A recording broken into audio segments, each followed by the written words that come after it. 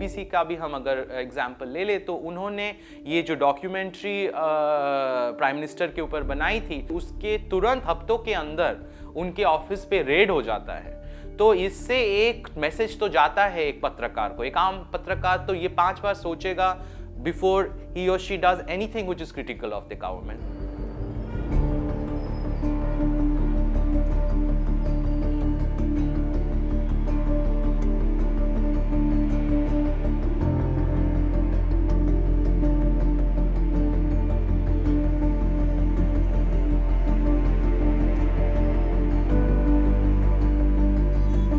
तो 2021 में हम पर 2 बार, जिसको सर्वे कहते हैं, हम लोग रेड कहते हैं, हम पर हुए हैं, न्यूज़ क्लिक पर हुए हैं। कई जर्नलिस्ट पर तो क्रिमिनल केसेस और FIRs दर्ज हुई हैं। ये बहुत फ्रीक्वेंटली हो रहा है। जब ये कह रहे हैं सर्वे का मतलब क्या है कि ये छानबीन कर रहे हैं, तो कोई क्लैरिटी तो है नहीं कि एग्जैक्ट क्या एक्यूजेशन है। अगर कोई लीगल उन्होंने कुछ कानून को तोड़ा है तो फिर हमको फिर भी समझ में आता है, मगर आप जब एक टर्म यूज करके फिर एक कोई भी न्यूज़ रूम में घुस जाते हैं तो उससे पत्रकारिता को एक प्रॉब्लम होता है, उससे हिंडर होती है इंफॉर्मेशन का, प्रेस फ्रीडम के ऊपर ये अटैक है। जब हम हमारे यहाँ आए थे, उन्होंने मेरे फ़ोन और लैपटॉप का पूरा कॉपी कर दिया था, पूरी मशीन लेके आए थे। तो टेक्निकली ये तो सीजर हुआ, लेकिन वो सर्च का नाम देते हैं इसे। जो एटलीस्ट न्यूज़ रिपोर्ट से हमको जो पता चला है कि IT ऑफिशियल्स जाके BBC में एडिटोरियल स्टाफ के कंप्यूटर्स में ये कीवर्ड्स करके सर्च कर रहे हैं।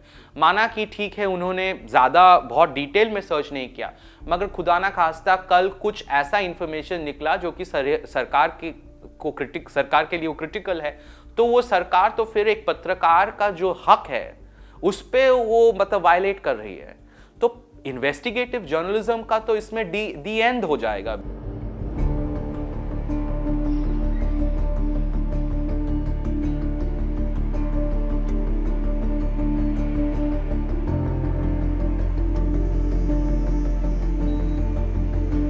देखिए, कानून के अंदर सर्वे करने का दायरा बताया गया है। जो सर्वे होता है उसके लिए ये पावर नहीं दी गई है कि आप लोगों का फ़ोन या लोगों की चीज़ें ज़बरदस्ती सीज कर लें या अपने पास रख लें।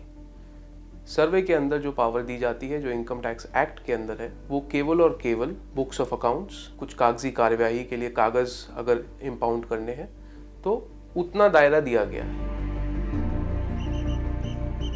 अरे बहुत कानून है, बाकी तो छोड़िए, कॉमन FIR है। अगर कोई एक ट्वीट कर दे थोड़ा क्रिटिकल, उस पर लगा देते डिसहार्मनी फैला रहा है। यदि किसी ने कुछ कार्टून बना दिया गया है या किसी के ऊपर कमेंट किया गया है तो उस पर डेफेमेशन की धारा लगा दी जाती है। सिविल डेफेमेशन का इस्तेमाल भी किया जा रहा है। और एक और ऑफेंस होता है criminal offence, hurting the religious feelings of the people.